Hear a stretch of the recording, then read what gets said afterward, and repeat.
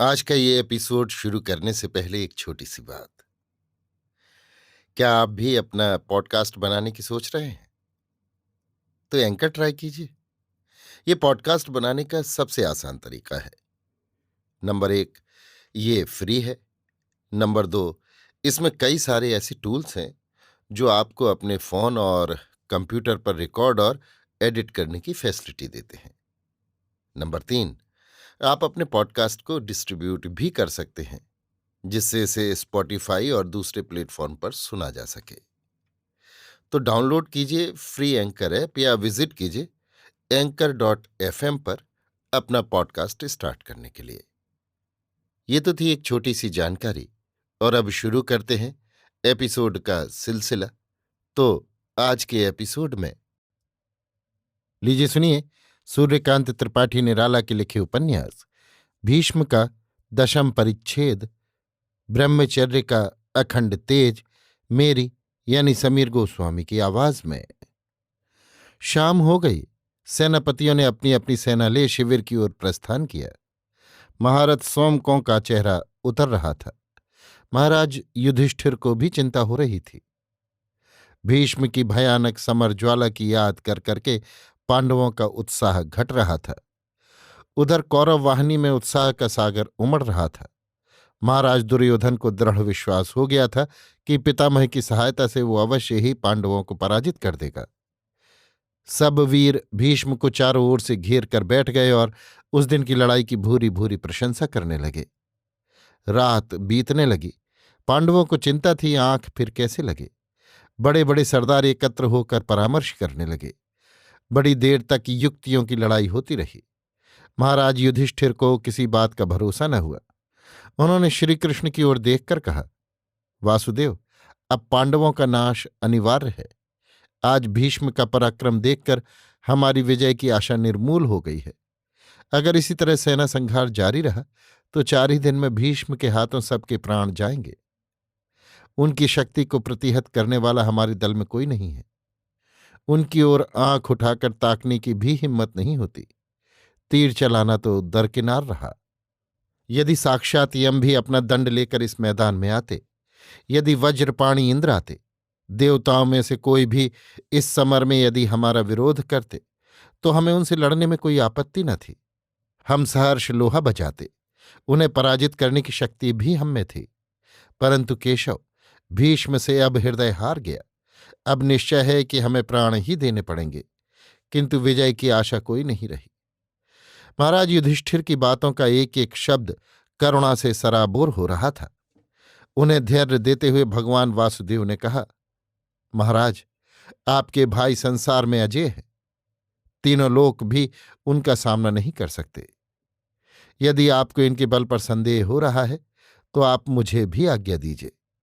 मैं सहर्ष अस्त्र ग्रहण करूंगा। आपके लिए मैं भीष्म से लड़ने को तैयार हूं। आप विश्वास कीजिए, एक ही शर से मैं भीष्म का प्राणांत कर दूंगा। अर्जुन मेरे मित्र हैं, संबंधी हैं और शिष्य भी हैं। अगर अर्जुन को इस लड़ाई से उदासीनता हो रही हो तो वे आज खुलासा कहें। कौरवों की संपूर्ण वाहिनी भीष्म को मेरे हाथों से बचा न सकेगी। मैं जरूर भीष्म को मारूंगा। महाराज, आपके शत्रु मेरे भी शत्रु हैं। आपकी विजय मेरी ही विजय है। मैं आपके लिए अपने अंग का मांस काट कर दे सकता हूं। आप मुझे आज्ञा मात्र दीजिए। पहले अर्जुन ने लोगों के सामने प्रतिज्ञा की थी कि मैं भीष्म का संहार करूंगा। अब वे अपनी प्रतिज्ञा से विरत हैं, तो भीष्म को मारकर मैं उनकी प्रतिज्ञा पूरी कर दूंगा। नहीं तो आज अर्जुन निश्चयपूर्वक कहें कि अब वे इस लड़ाई में कापुरुषोचित उदासीनता न दिखलाएंगे। महाराज, अर्जुन हिम्मत करें तो भीष्म के साथ संसार के बड़े बड़े देवता और दानव भी अगर मिलकर लड़ेंगे तो अर्जुन से कभी विजय नहीं प्राप्त कर सकते। ये सब का संहार कर सकते हैं। महावीर भीष्म ने जब से कौरवों का पक्ष लिया है तब से उनकी मति मारी गई है। वे सत्यहीन हो गए हैं। चेतना अब उनमें बहुत थोड़ी रह गई है। उन्हें कर्तव्य अकर्तव्य का ज्ञान नहीं रहा। युधिष्ठिर ने कहा, मधुसूदन, आपने यथार्थ ही कहा है। संपूर्ण कौरव दल भी तुम्हारी गति में बाधा नहीं डाल सकता। तुम मेरे पक्ष में हो, इसलिए विजय भी पहले ही से मेरे साथ आ गई है। ये सब ठीक है। तुम प्रतिज्ञा कर चुके हो कि इस युद्ध में अस्त्र ग्रहण न करोगे, इसलिए तुम्हारे गौरव की हानि करके मैं अपनी विजय नहीं चाहता। भीष्म कभी मेरी तरफ से न लड़ेंगे, वे अब कौरवों की ओर से होकर ही लड़ेंगे। परंतु उन्होंने प्रतिज्ञा की है कि मेरे हित के लिए उन्हें जैसा सूझेगा वे अवश्य करेंगे। इसलिए इस समय उनके पास चलकर उनसे सलाह लेना बहुत आवश्यक है। वे कभी झूठ न कहेंगे। हम लोगों की विजय के लिए जो उपाय उन्हें सच्चा जचेगा वे अवश्य कह देंगे। बात तय हो गई। वासुदेव श्री कृष्ण को ये युक्ति बहुत पसंद आई।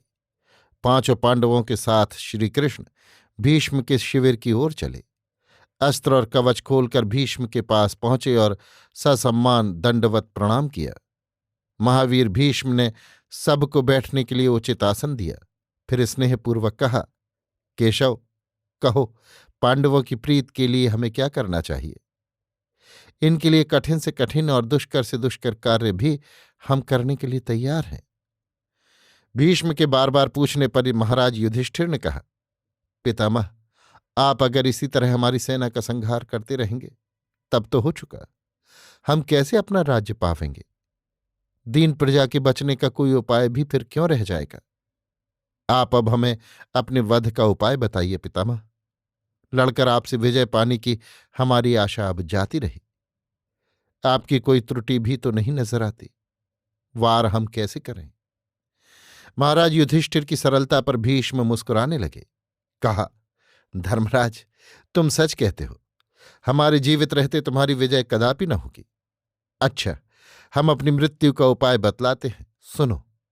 हम कभी निशस्त्र, भागे हुए, ध्वजाहीन, गिरे हुए, डरे हुए, स्त्री जाति, विकलांग, एक पुत्र के पिता अथवा शरणागत के साथ समर नहीं करते। उस पर भूल कर भी बाण नहीं छोड़ते। पहले हमने एक और प्रतिज्ञा की थी, वो ये कि अमंगल सूचक ध्वजा देखकर वार न करना। तुम्हारी सेना में शिखंडी पूर्व जन्म का स्त्री है, वो अंबा का अवतार है। उस पर मैं वार न करूंगा। उसे अपने सामने बैठाकर दृढ़ वर्म से अपनी रक्षा करके धनंजय मुझ पर वार करे। इस तरह तुम्हारी विजय अवश्य होगी। महाराज युधिष्ठिर श्री कृष्ण और अपने भाइयों के साथ शिविर में चले आए। सब लोग बैठकर सलाह करने लगे। अर्जुन ने लज्जित होकर कहा, श्री कृष्ण, ये क्या है? ये तो हमसे हरगिज न होगा। पितामह हमसे कितना प्यार करते थे। पितामह की गोद में बैठकर हमारा हर अभाव दूर हो जाता था। कितने स्नेह से उन्होंने हमें पाला, पढ़ाया और शिक्षा के बाद मनुष्य और समझदार बनाया।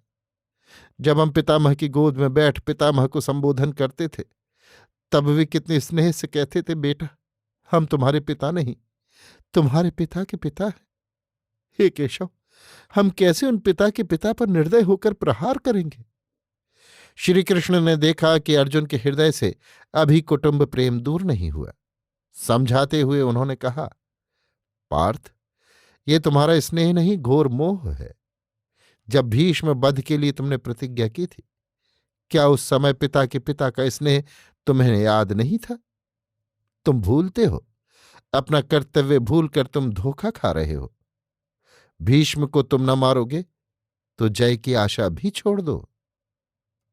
अभी आप सुन रहे थे सूर्यकांत त्रिपाठी निराला के लिखे उपन्यास भीष्म का 10वां परिच्छेद, ब्रह्मचर्य का अखंड तेज, मेरी यानी समीर गोस्वामी की आवाज में।